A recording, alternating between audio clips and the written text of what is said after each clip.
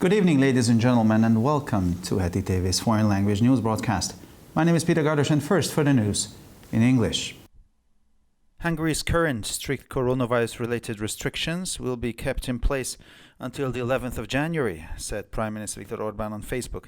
After a meeting of the operative board coordinating the efforts against the epidemic, Orbán said that the decision concerning restrictions on Christmas Eve would be made later. The current curfew between 8 p.m. and 5 a.m. will stay in place. He added, however, that December the 31st would be no exception, with a ban on New Year's Eve's parties. Orbán said the decision was made after consultation with epidemiologists and other experts who called for prolonging the restrictions.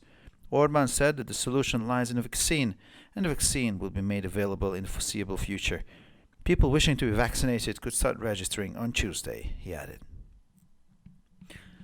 The Hungarian and the Polish governments have accepted the German presidency's proposal to settle the veto on the EU budget, and now the proposal awaits Dutch Prime Minister Mark Rutte to accept the agreed framework, a leading Polish government source told this to Reuters.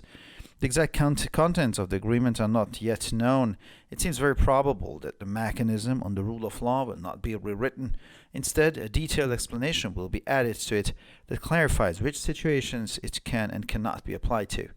Under the new plan, the Hungarian and the Polish governments can turn to the Court of Justice of the European Union to challenge the legality of the proposed legislation, and the provisions cannot be implemented until the decision of the court has been made, a process that can take up to 2 years. Additionally, if the EU wants to impose sanctions against one of its member states, a debate can be initiated. This option was already included in the proposal, but its significance may be increased. The EU leaders will meet in Brussels on Thursday and Friday to discuss the New Deal. According to Katalin Novák, Fidesz's vice president for foreign relations, the party does not have to leave the European People Party to realize Orbán's idea and form the construction that he raised in his letter to Manfred Weber. As it was reported earlier, the Prime Minister wrote a letter to the leader of the People's Party's faction on Monday, proposing a new type of cooperation between the Fidesz EP delegation and the parliamentary group of the European People's Party EPP. This cooperation would be similar to the one between the EPP and the EP delegation of the British Tories between 1999 and 2009. The British Tories joined the EPP faction as an external ally, forming a separate group. According to Orbán, this would also be a solution to the problem that while Fidesz was suspended within the party family with common will last March, its members could still remain in the People's Party faction. The United Kingdom and the European Union have still not reached an agreement regarding the conditions of post-Brexit trade. There is less than a month left until the transition period ends on the 31st of December. London expects that customs checks will be reintroduced, considerably changing the conditions of international trade. This will affect Hungarian companies as well.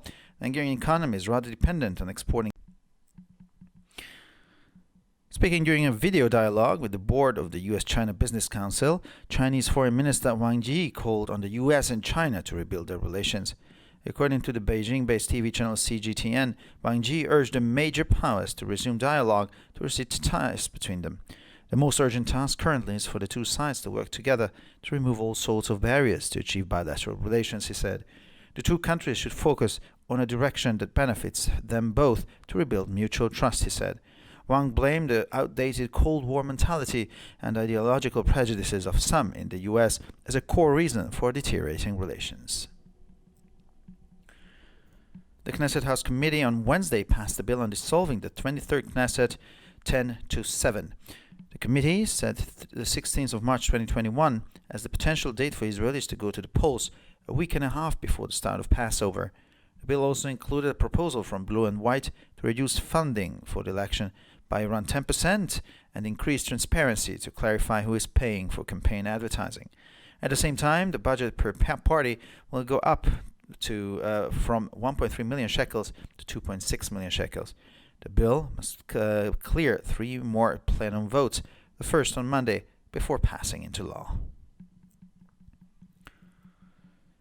After legal challenges prompted the government to scrap a planned nightly curfew from Wednesday onwards to curb the climbing coronavirus infection rate, ministers approved opening malls across the country where the infection rate is not particularly high. Israel's first batch of vaccines from overseas has also arrived. 240 shopping malls have reopened in Israel, along with all the markets and museums that have been shut down since mid-September despite the increasing number of infections. The Health Ministry has asked the coronavirus cabinet to close all stores, open-air markets and malls that do not sell essential or pharmaceutical goods once Israel sees 2,000 cases a day. And finally, for the weather, Saturday will be foggy and cloudy with a little chance of sunshine, though no rain is expected. In the early hours, a few places might see temperatures close to freezing point. In the afternoon, temperatures will be between 4 and 10 degrees Celsius. Sunday will be less cloudy. The second half of the day, longer periods of sunshine can be expected. The maximum temperatures will range between 5 and 10 degrees Celsius.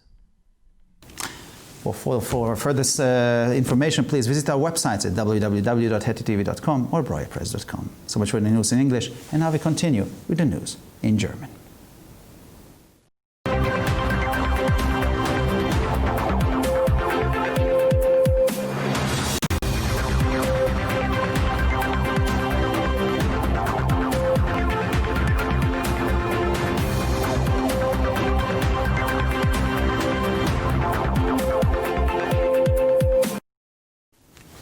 Schönen guten Abend, liebe Zuschauer. Mein Name ist Peter Gardosch und nun zu den Nachrichten auf Deutsch.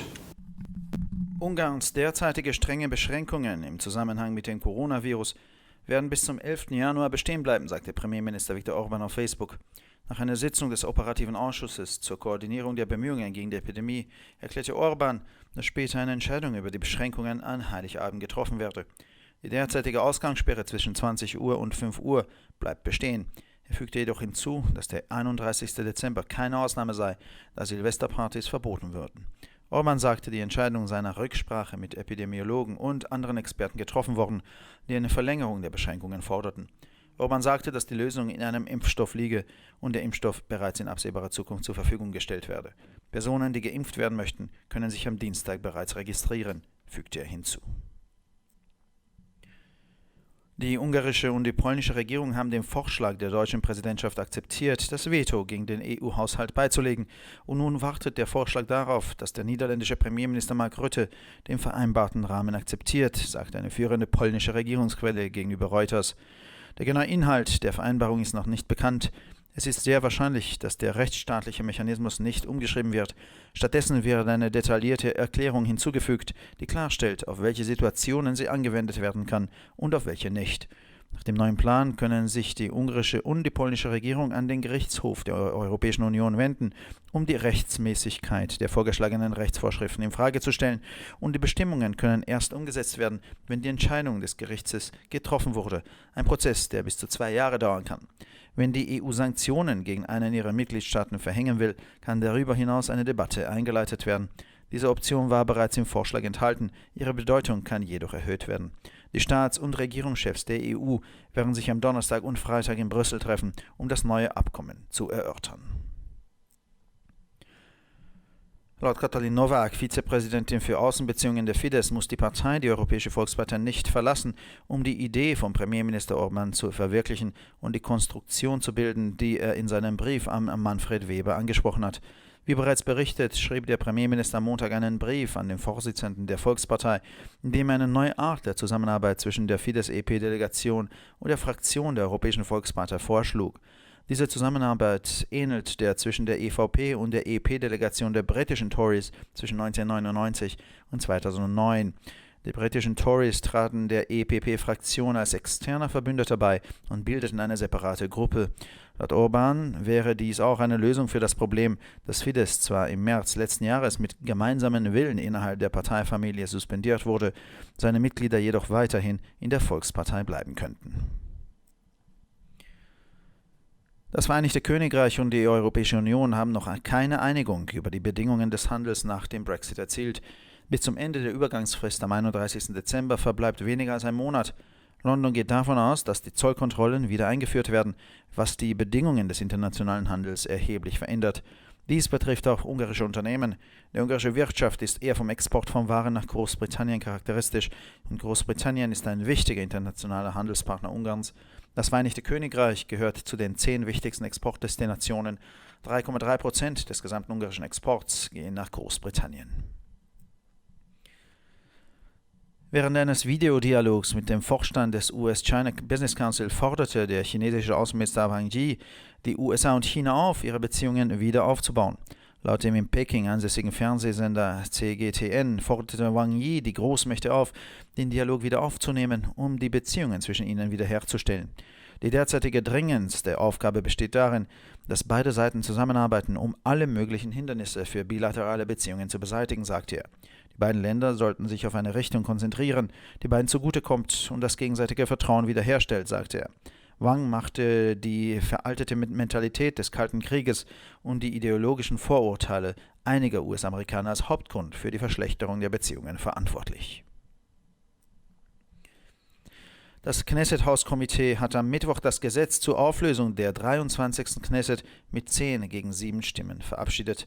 Das Komitee legte den 16. März 2021 als potenziellen Termin für die Wahlen fest, 1,5 Wochen vor Beginn des Pesachfestes. Der Gesetzesentwurf enthielt auch einen Vorschlag von Blau und Weiß, die Wahlfinanzierung um rund 10% zu reduzieren und die Transparenz zu erhöhen, um zu klären, wer für Kampagnebewerbung bezahlt. Gleichzeitig wird das Budget pro Partei von 1,3 Millionen Shekel auf 2,6 Millionen Shekel ansteigen. Der Gesetzentwurf muss 3 weitere Stimmen im Plenum abgeben, die erste am Montag, bevor er in das Gesetz aufgenommen wird. Nachdem die Regierung aufgrund rechtlicher Herausforderungen ab Mittwoch eine geplante nächtliche Ausgangssperre abschaffen musste, um die steigende Infektionsrate von Coronavirus einzudämmen, genehmigten die Minister die Eröffnung von Einkaufszentren im ganzen Land, in denen die Infektionsrate nicht besonders hoch ist. Israels Impfstoffkontingent von Übersee ist ebenfalls eingetroffen. In Israel wurden 240 Einkaufszentren wieder eröffnet, zusammen mit allen Märkten und Museen, die seit Mitte September wegen der zunehmenden Zahl von Infektionen geschlossen waren. Das Gesundheitsministerium hat das Coronavirus-Kabinett gebeten, alle Geschäfte, Freiluftmärkte und Einkaufszentren zu schließen, in denen keine wesentlichen oder pharmazeutischen Waren verkauft werden, sobald in Israel die Anzahl der neuen Fälle auf über 2000 pro Tag ansteigt. Und schließlich zum Wetter. Der Samstag wird neblig und bewölkt mit wenig Sonnenschein. Es wird kein Regen erwartet. In den frühen Morgenstunden können an einigen Orten Temperaturen nahe dem Gefrierpunkt auftreten. Am Nachmittag liegen die Temperaturen zwischen 4 und 10 Grad Celsius. Der Sonntag wird weniger bewölkt. In der zweiten Tageshälfte sind längere Sonnenstunden zu erwarten. Die Höchsttemperaturen liegen zwischen 5 und 10 Grad Celsius. Für weitere Nachrichten besichtigen Sie bitte unsere Webseiten www.hettitv.com sowie www.breuerpresse.com. Ich bedanke mich für die Aufmerksamkeit und nun zu den Nachrichten auf Französisch.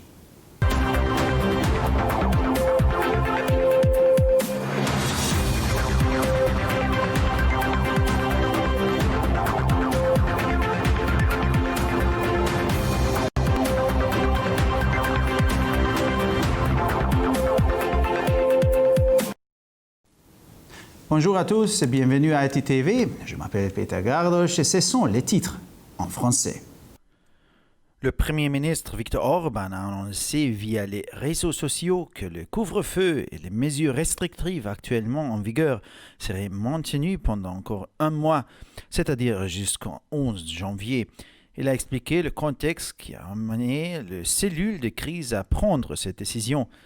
Il a indiqué que des mesures particulières seraient définies ultérieurement pour le réveillon de Noël. Le Premier ministre a souligné que le couvre-feu serait maintenu entre 20h et 5h du matin. Le 31 décembre ne fera pas exception, ce qui signifie que cette année, les fêtes de Saint-Sylvestre et les bols populaires ne pourront pas être organisés, a-t-il ajouté. Il a précisé que cette décision avait été précédée de consultations avec des épidémiologistes et des scientifiques qui avaient unanimement suggéré de maintenir les mesures restrictives. La solution est le vaccin pour lequel le délai de mise à disposition sont maintenus prévisibles, a-t-il confirmé. Le Premier ministre a en effet indiqué que l'enregistrement pour des personnes qui se souhaitent se faire vacciner avait commencé mardi. Selon des informations d'une source gouvernementale polonaise transmise à Reuters, les gouvernements hongrois et polonais ont accepté la proposition de la présidence allemande pour régler le débat concernant le veto sur les projets de budget. La proposition attend maintenant d'être validée entre autres par le Premier ministre néerlandais Mark Rutte. Le contenu exact de l'accord n'est pas encore connu. Il est fort probable que pour compléter l'article inchangé sur le mécanisme de l'état de droit, un texte expliquera de façon précise les situations dans lesquelles il devrait être appliqué. L'accord comprendrait également que les gouvernements hongrois et polonais pourront saisir la Cour européenne en justice au sujet de la validité de la législation et que les dispositions ne seraient pas appliquées jusqu'à la décision de justice, ce qui pourrait prendre jusqu'à 2 ans. En outre, si un État membre est susceptible d'être sanctionné, il peut lancer une discussion sur le sujet auprès des chefs d'État ou de gouvernement de l'Union européenne.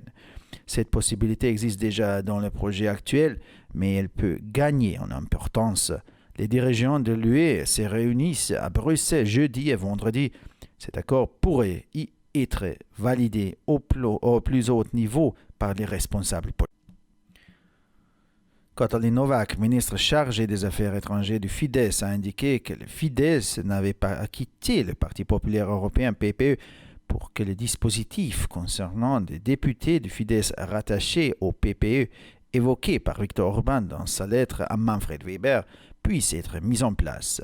En effet, lundi, le Premier ministre a écrit une lettre au chef du groupe du Parti populaire européen pour proposer un nouveau type de coopération entre la délégation du Fidesz et le groupe parlementaire du Parti populaire européen PPE.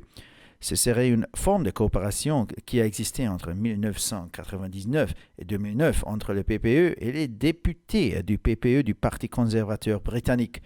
À cette époque, les Britanniques ont rejoint le groupe parlementaire en tant qu'alliés extérieurs et ont formé un groupe à part. Selon Viktor Orban, cette solution permettrait également de résoudre le problème qui provient du fait que malgré une volonté commune de suspendre le Fidesz au sein de la famille politique, ses membres ont pu rester dans le groupe du Parti populaire. Il n'y a toujours aucun accord trouvé entre le Royaume-Uni et l'Union européenne sur les conditions des échanges de marchandises après le Brexit, bien qu'il reste moins d'un mois avant la sortie effective du Royaume-Uni, c'est-à-dire la fin de la période de transition d'1 an qui prendra fin cette année. En tout cas, à Londres, la réintroduction des contrôles douaniers est envisagée, ce qui pourrait modifier considérablement les termes des échanges. Cela affecterait également les entreprises hongroises, étant donné que les dépendants des exportations et des importations réalisaient une importante activité de commerce extérieur avec le Royaume-Uni. Au niveau des relations britanniques, l'exportation est particulièrement importante. Le Royaume-Uni est l'un de nos 10 principaux pays d'exportation. L'année dernière, 3,3% de l'ensemble de l'exportation sont partis dans l'État insulaire. Dans son intervention en visioconférence à la réunion du Conseil des affaires américano-chinois représentant les entreprises américaines opérant en Chine, le ministre chinois des Affaires étrangères Wang Yi a encouragé la reconstruction des relations chino-américaines. Selon le rapport de la chaîne d'information internationale basée à Chine, CGTN, Wang Yi a appelé les deux pays à renouer le dialogue entre eux à tous les niveaux. Il a qualifié de prioritaire la tâche des deux parties de travailler ensemble pour éliminer les obstacles sur la voie des relations bilatérales. Il a ajouté que la Chine et les États-Unis devraient réfléchir dans le sens d'intérêt commun des deux pays afin de reconstruire la confiance mutuelle. Selon M. Wang, l'état actuel des relations est dû au fait que certains Américains insistent sur leurs préjugés idéologiques et le maintien d'une solidité de guerre froide. Mercredi, le projet de loi visant à dissoudre la 23 Knesset a approuvé par la commission de la Knesset avec 10 voix pour et 7 voix contre. La commission pour le mardi 16 mars 2021, soit environ une semaine et demie avant Pessah. Le projet de loi comprend également la proposition du Parti bleu et blanc visant à réduire le financement des élections d'environ 10%, tout en augmentant le montant de base par parti de 1,3 million de shekels à 2,6 millions de shekels et à augmenter la transparence en indiquant clairement qui paye pour les annonces des campagnes. Les projets de loi attendent 3 autres votes en plénière, le 1er ayant lieu lundi. En Israël, invoquant des obstacles juridiques, le gouvernement a levé les restrictions nocturnes annoncées mercredi et il a autorisé l'ouverture des centres commerciaux situés en dehors des communes hautement contaminées.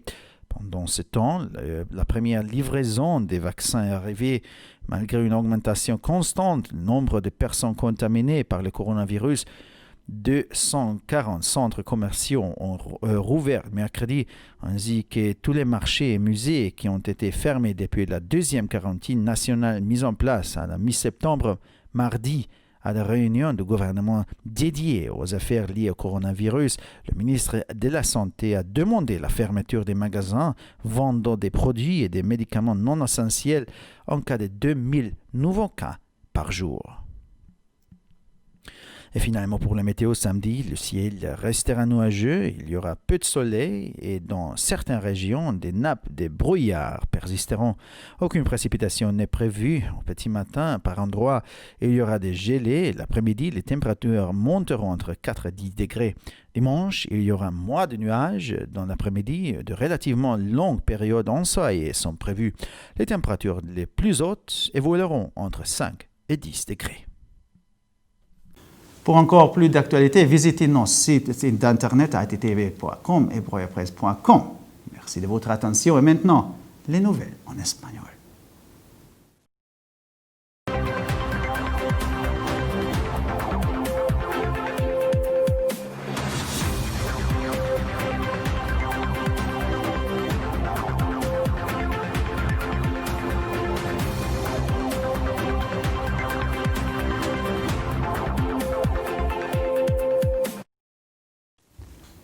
Buenas noches, damas y caballeros, y bienvenidos al programa de noticias en idiomas extranjeros de TTV. Mi nombre es Peter Gardos y estas son las noticias en español. Las actuales y estrictas restricciones relacionadas con el coronavirus en Hungría se mantendrán hasta el 11 de enero, anunció el primer ministro Viktor Orbán en Facebook. Después de una reunión con la Junta Operativa que coordina los esfuerzos contra la pandemia, Orbán dijo que una decisión sobre las restricciones en la víspera de Navidad se tomaría más tarde. El actual toque de queda entre las 8 de la tarde y las 5 de la mañana se mantendrá. Añadió, sin embargo, que el 31 de diciembre no sería una excepción con la prohibición de las fiestas de Nochevieja. Orbán subrayó que la decisión se tomó después de consultar con los epidemiólogos y otros expertos que aconsejaron prolongar las restricciones. Orbán afirmó que la solución está en la vacuna, ya que la vacuna estaría disponible en un futuro próximo. Las personas que deseen vacunarse podrían empezar a registrarse el martes, añadió. Los gobiernos húngaro y polaco han aceptado la propuesta de la presidencia alemana para resolver el veto al presupuesto de la UE. Y ahora la propuesta espera que el primer ministro holandés Mark Rutte acepte el marco acordado, dijo a Reuters, una importante fuente del gobierno polaco. El contenido exacto del acuerdo no se conoce todavía. Parece muy probable que el mecanismo sobre el Estado de Derecho no se reescriba. En su lugar, se le añadiría una explicación detallada que aclare a qué situaciones puede y no puede aplicarse. En virtud del nuevo plan, los gobiernos de Hungría y Polonia pueden recurrir al Tribunal de Justicia de la Unión Europea para impugnar la legalidad de la legislación propuesta y las disposiciones no podrán aplicarse hasta que se haya tomado la decisión del tribunal, proceso que puede durar hasta 2 años. Además, si la Unión Europea quiere imponer sanciones contra uno de sus Estados miembros, se puede iniciar un debate. Esta opción ya estaba incluida en la propuesta, pero su importancia puede aumentar. Los líderes de la UE se reunirán en Bruselas el jueves y el viernes para discutir el nuevo acuerdo. Según Katalin Novak, vicepresidente de Fidesz para las relaciones exteriores, el partido no tiene que abandonar el Partido Popular Europeo para hacer realidad la idea del PM Orbán y formar la construcción que planteó en su carta a Manfred Weber. Como se informó anteriormente, el primer ministro se dirigió en una carta al líder de la facción del Partido Popular el lunes, proponiendo una nueva forma de cooperación entre la delegación en el PE de Fidesz y el grupo parlamentario del Partido Popular Europeo, PPE. Esta cooperación sería similar a la existente entre el PPE y la delegación del PE de los Tories británicos entre 1999 y 2009. Los Tories británicos se unieron a la facción del PPE como un aliado externo, formando un grupo separado. Según Orbán, esto también sería una solución al problema planteado en el pasado mes de marzo de que mientras Fidesz era suspendido dentro de la familia del partido con voluntad común, sus miembros podían seguir en la facción del Partido Popular. Las negociaciones entre el Reino Unido y la Unión Europea para lograr un acuerdo comercial para la futura relación tras el Brexit siguen bloqueadas. Queda menos de un mes para que el periodo de transición entre el 31 de diciembre. No obstante, Londres espera que se reintroduzcan los controles aduaneros, lo que modificará considerablemente las condiciones de comercio internacional. Esto afectará también a las empresas húngaras. La economía húngara depende más bien de la exportación de bienes al Reino Unido, que es un importante socio comercial internacional de Hungría. El Reino Unido está entre los 10 principales destinos de exportación. El año pasado, el 3.3% del total de las exportaciones húngaras fueron destinadas a la Gran Bretaña. Urgente en la actualidad es que ambas partes trabajan juntas para eliminar todo tipo de barreras para lograr las relaciones bilaterales. Los dos países deben centrarse en una dirección que beneficie a ambos para construir la confianza mutua, dijo. Van cumplió a la anticuada mentalidad de la Guerra Fría y a los prejuicios ideológicos de algunos en los Estados Unidos como una razón fundamental para el deterioro de las relaciones. El Comité de la Cámara de Representantes de la Knesset aprobó el miércoles por 10 votos a favor y 7 en contra el proyecto de ley sobre la disolución del 23º Knesset. El comité fijó el 16 de marzo de 2021 como la fecha provisional para que los israelíes vayan a las urnas una semana y media antes del comienzo de la Pascua. El proyecto de ley también incluye una propuesta de azul y blanco para reducir la financiación de las elecciones en alrededor de un 10% y aumentar la transparencia para aclarar quién paga la publicidad de la campaña. Al mismo tiempo, el presupuesto por partido aumentará de 1.3 millones de shekeles a 2.6 millones. El proyecto de ley completa su aprobación en 3 lecturas, trámite legal que la convertiría en definitiva. Se espera que el lunes, el próximo día 14, el Pleno comience la primera lectura. Después de que las impugnaciones legales impulsarán al gobierno a eliminar el toque de queda nocturno planeado desde el miércoles para frenar la creciente tasa de infección de coronavirus, los ministros aprobaron la apertura de centros comerciales en todo el país donde la tasa de infección no es particularmente alta. También ha llegado el primer lote de vacunas a Israel desde el extranjero. A pesar del creciente número de infecciones, 240 centros comerciales han reabierto en Israel junto con todos los mercados y músicas a los 0 grados. Por la tarde la temperatura estará entre los 4 y 10 grados. El domingo estará menos nublado. En la segunda mitad del día se pueden esperar periodos más largos del sol. Las temperaturas máximas estarán entre los 5 y los 10 grados. Para más noticias, visite nuestras páginas web www.gttv.com o www.breuerpress.com. Muchas gracias por su atención y ahora seguimos con las noticias en hebreo.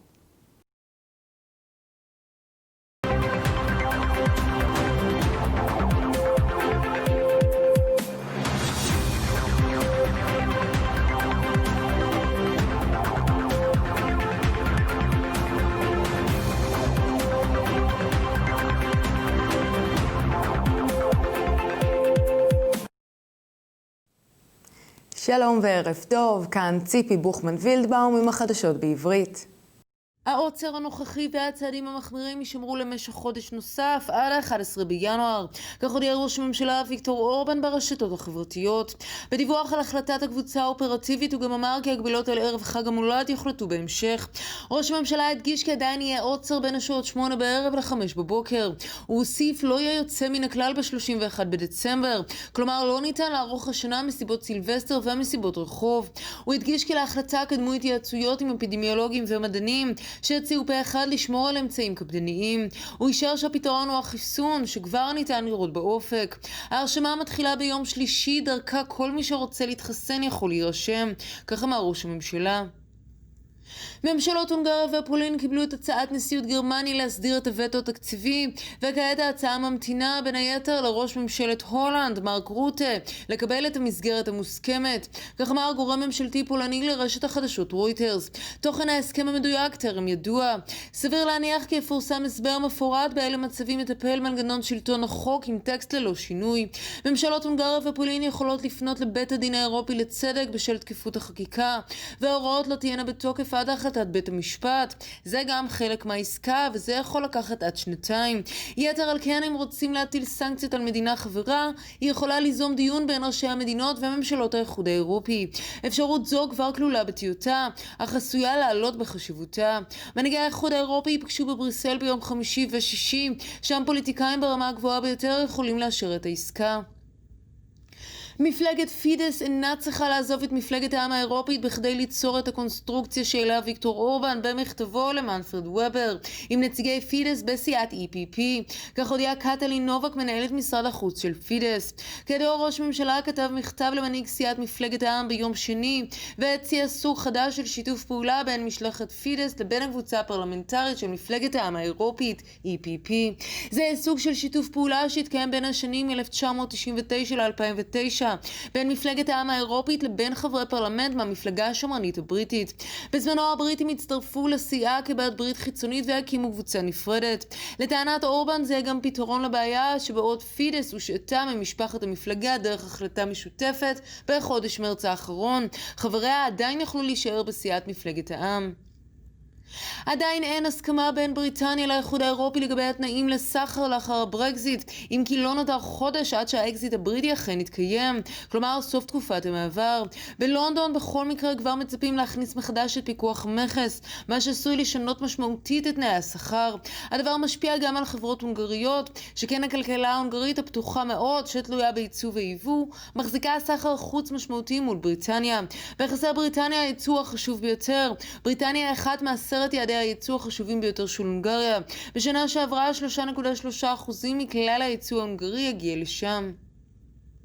שר החוץ הסיני וואנג יי דחק בחידוש יחסי סין ארצות הברית בפגישה של המועצה העסקית ארצות הברית סין, המייצגת חברות אמריקאיות הפועלות בסין. על פי דיווח של ערוץ החדשות הבינלאומי הסיני CGTN, וואנג דחק בשתי המדינות לחדש את הדיאלוג ביניהם בכל הרמות. הוא אמר ששני הצדדים צריכים לעבוד יחד כדי להסיר מכשולים מדרך היחסים הדו-צדדיים. הוא הוסיף כי על סין וארצות הברית לחשוב בכיוון שהוא אינטרס משותף של שתי המדינות, כדי שיוכלו לבנות מחדש את האמון ההדדי. וואנג האמין שמצב היחסים הנוכחי נובע מכך שחלק מהאמריקאים מתעקשים על דעות קדומות אידיאולוגיות שלהם ועל סוג של מנטליות של המלחמה הקרה. הצעת החוק הקוראת לפירוק הכנסת ה-23 אושרה על ידי ועדת הכנסת ביחס של 10-7 ביום רביעי. הוועדה קבעה גם את תאריך הבחירות ל-16 במרץ 2021, יום שלישי, כלומר בערך שבוע וחצי לפני פסח. הצעת החוק כוללת גם את ההצעה של מפלגת כחול לבן להפחית את מימון הבחירות בכ10%, תוך הגדלת סכום הבסיס למפלגה מ-1.3 מיליון שקלים ל-2.6 מיליון שקלים, ולהגדיל את השקיפות במטרה להעביר מי משלם עבור הודעות הקמפיין. הצעת החוק ממתינה ל3 הצבעות נוספות במליאה, הראשונה תתקיים ביום שני.